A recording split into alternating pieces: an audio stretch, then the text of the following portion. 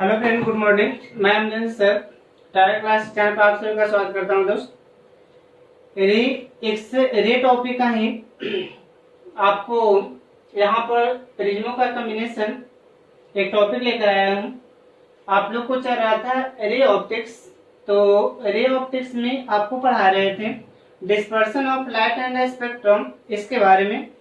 तो इसमें आपको पढ़ा दिए डिस्पर्सन क्या है, ठीक है। तो इसके बाद डिवीजन क्या है, इसके बाद आपको बताए थे कि डिस्पर्सन में यानी किस रंग का विचलन कितना होता है, ये सारा आपको पढ़ाया हुआ है टोटल। तो ये सब यदि आप वीडियो नहीं देखे होंगे तो YouTube में टाइप करेंगे डायरेक्ट क्लास हिल्सा, आपका जितना भी वीडियो है टोटल अवेलेबल है। और यदि सभी वीडियो का PDF चाहिए तो आप टेलीग्राम पर जाकर ज्वाइन करें। टेलीग्राम पर जाकर आप सबसे पहले मोबाइल में टेलीग्राम को इंस्टॉल करना होगा।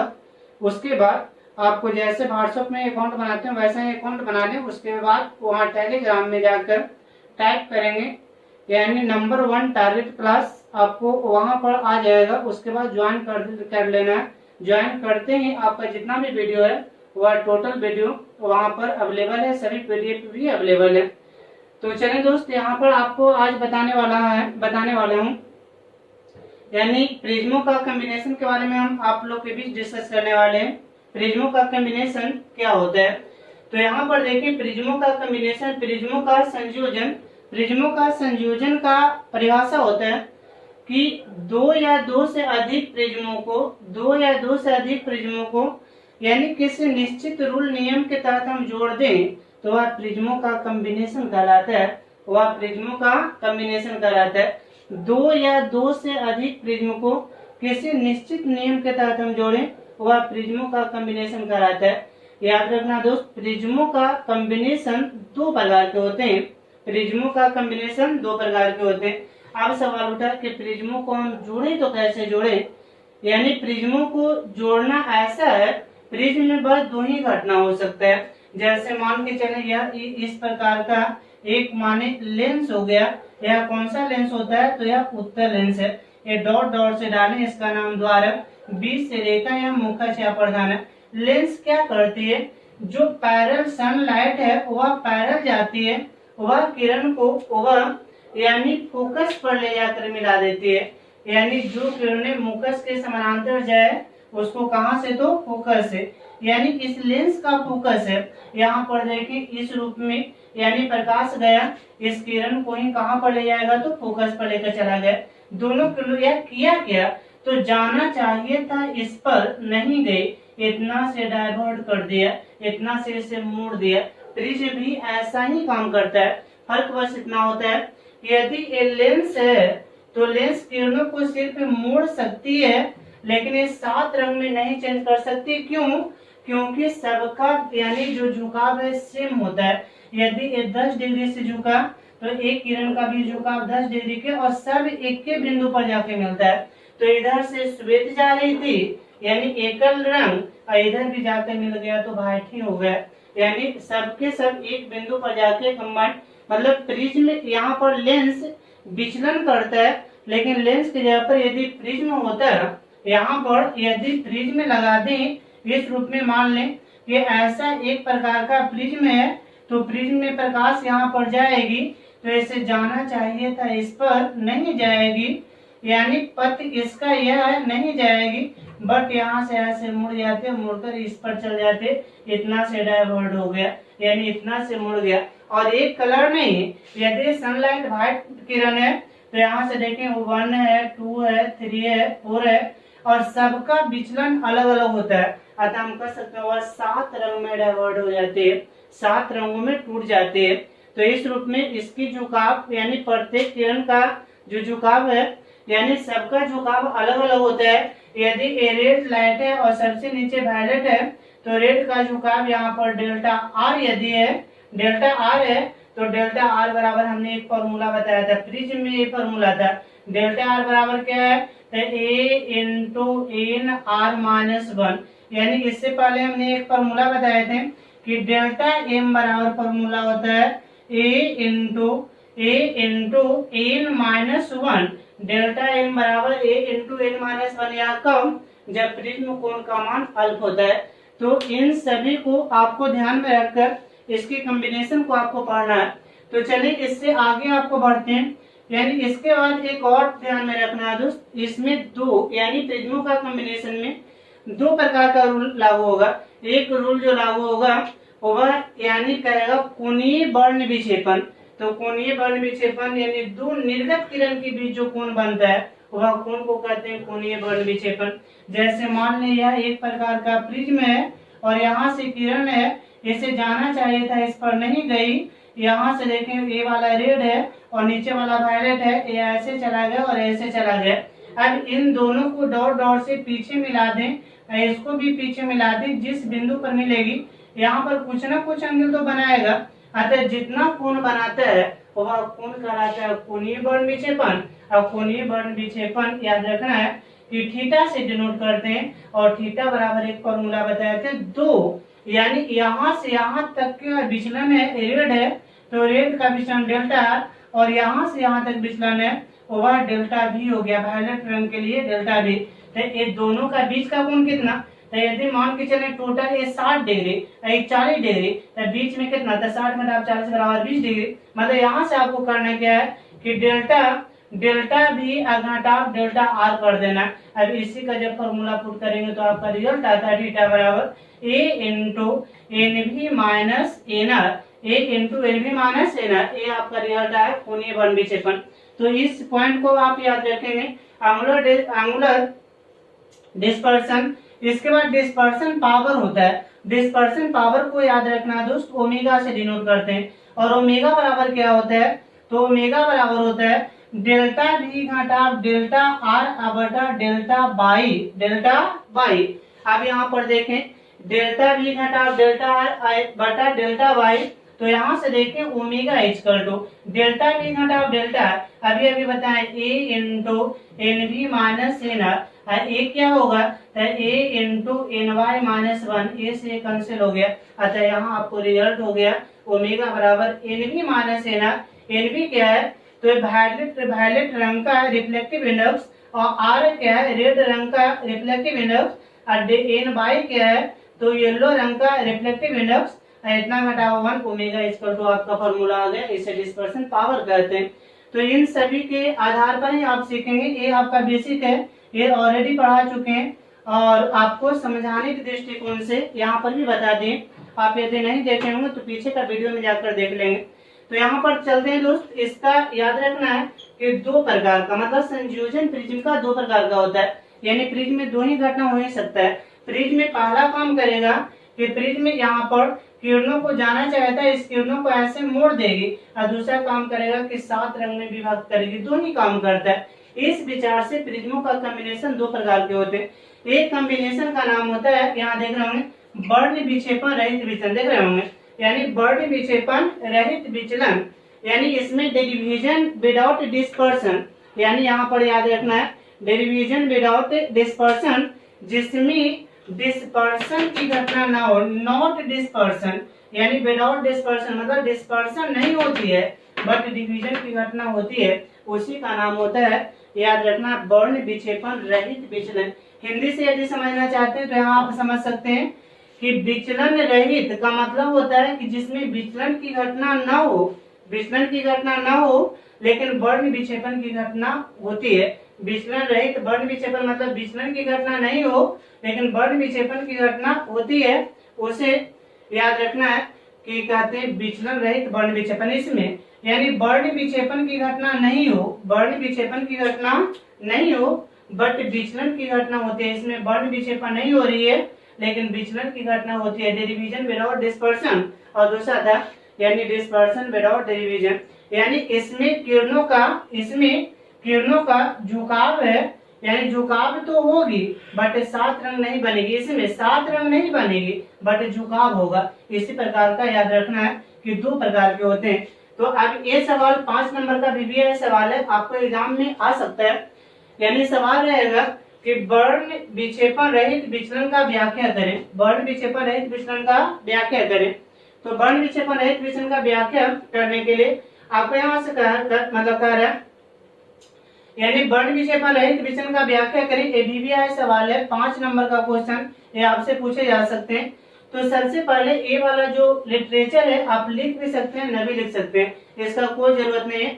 यानी यहाँ पर क्या करना है आपको, वैसा संयोजन जिसमें वर्ण विक्षेपण की घटना नहीं होती है लेकिन विचलन की घटना होती है, उसे वर्ण विक्षेपण रहित विचलन कहते हैं।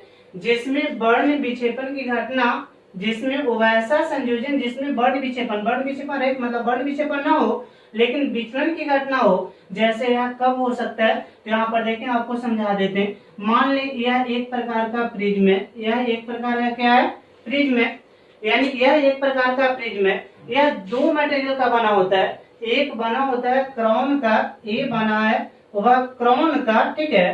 तो क्राउन यहाँ से प्रकाश किरणें ऐसे जाती है, इसे जाना चाहिए था, ये डॉट डॉट से इस पर ऐसे जाना चाहिए था पर जाती नहीं है। वह होता क्या है, तो यह यानी सबसे ऊपर में रेड और सबसे नीचे में वायलेट, इसमें वह टूट गया, यह रेड हो गया, ये वायलेट हो गया, रेड वायलेट में टूट गया। यह बना हुआ किसका है, तो ये बना हुआ क्राउन, ठीक है, ये बना हुआ किसका, तो क्राउन का। अब यहाँ पर क्या करेंगे, सेकंड प्रिज्म, यहाँ से देखें इस रूप में एक और दूसरा प्रिज्म है, यहाँ कलर चेंज करके आपको बनाए थे। यह भी एक प्रकार का प्रिज्म है लेकिन यह फिरंट कांच का बना हुआ है, फिरिंट कांच का, ठीक है।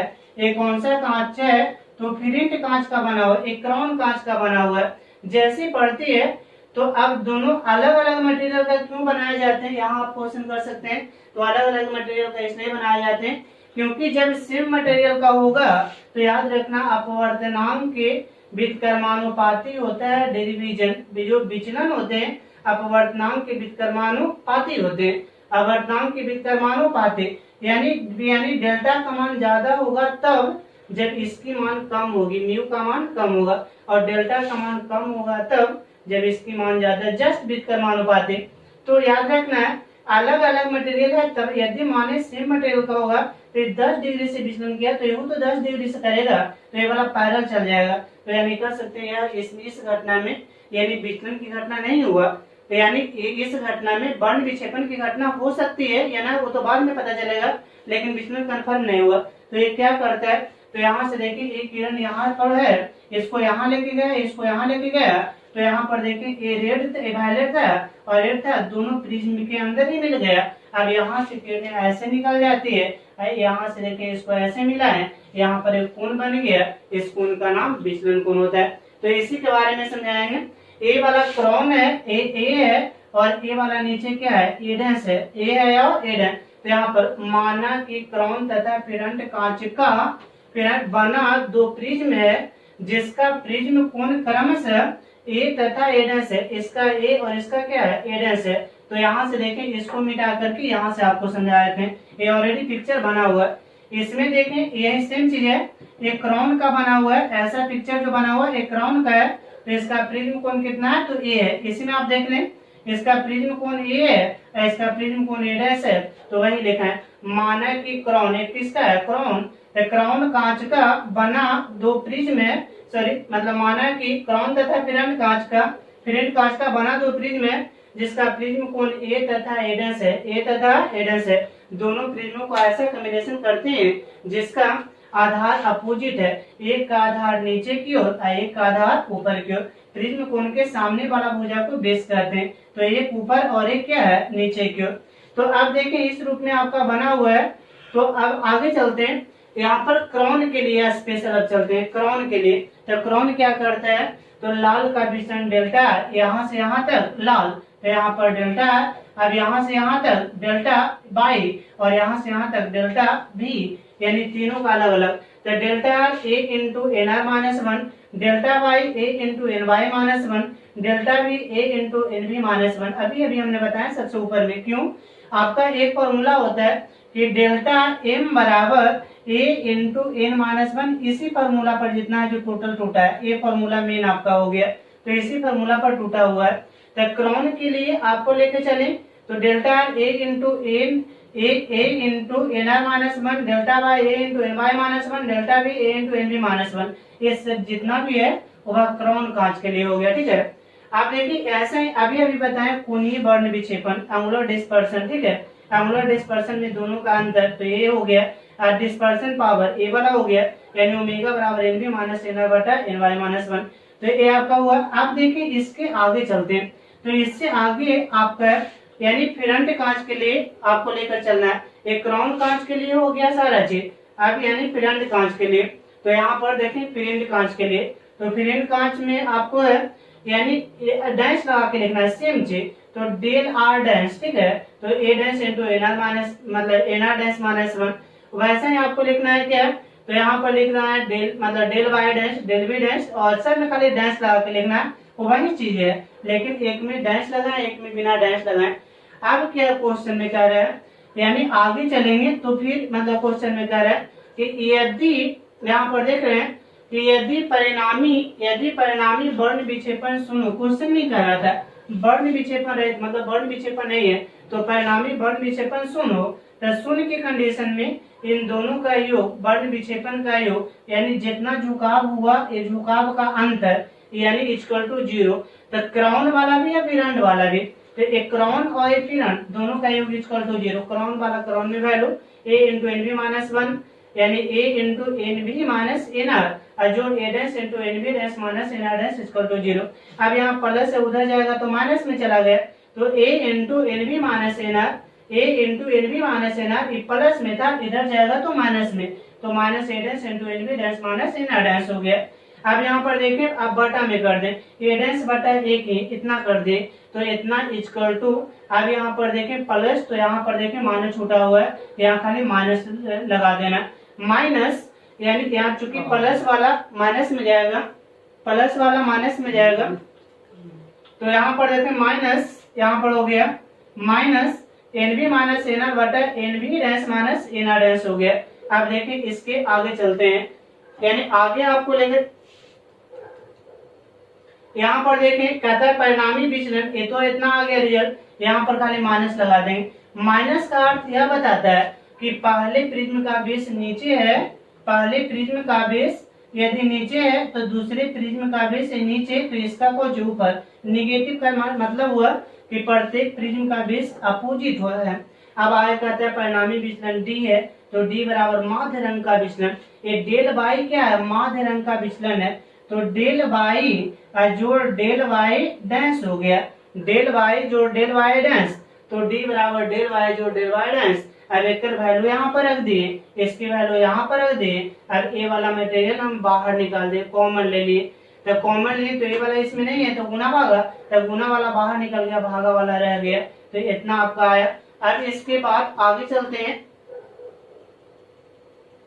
यहाँ पर देखें अब यहाँ से d बराबर, तो d बराबर आ गया क्या a into n y minus 1 into 1 minus, आप देखें a डैश बटा a अभी था, a डैश बटा a, एक जगह पर वैल्यू रख दिए, तो वैल्यू रख दिए तो आपका आ गया इतना वैल्यू रख दिए। अब a वाला ऑलरेडी पहले से था। अब यहाँ पर देखें यानी d बराबर a into n y minus 1, अब यहाँ पर देखें o 1 माइनस, यहाँ पर देखें o 1 माइनस, अब इतना के जगह पर n b minus n r बटा एन वाई माइनस 1 किसके बराबर, ओमेगा के बराबर, तो इतना को हम एक जगह कर दें, n b minus n r बटा n y minus 1, n y minus 1। अब यहाँ पर n b dash minus n r dash, n b dash minus n r dash बटा एन वाई डैश माइनस 1, तो इतना ओमेगा के बराबर, इतना ओमेगा डैश के बराबर, तो इतना के जगह पर ओमेगा, के जगह पर ओमेगा डैश रख दिए। अब आगे चलते हैं, तो d बराबर यहाँ से हो जाएगा क्या, d बराबर a, यहाँ से ये वाला नहीं रहेगा, d बराबर a into n y minus 1, a into n y minus 1। अब इतना यहाँ पर कॉमन ले लिए, तो ओमेगा डैश माइनस ओमेगा। अब यहाँ आगे a जो आपका रिजल्ट आया समीकरण के वर्ण विक्षेपण रहित विचलन के लिए व्यंजक है। तो इस प्रकार आप इसको समझेंगे, और इसको लाइव क्लास में भी ऑलरेडी बता चुके हैं, लाइव क्लास में भी इसको चर्चा कर चुके हैं। यदि वहां नहीं समझ में आया होगा तो यहाँ पर अब नेक्स्ट क्लास में इससे जो फॉर्मूला हमने बताया इस पर आप लोग के बीच में लेकर आएंगे।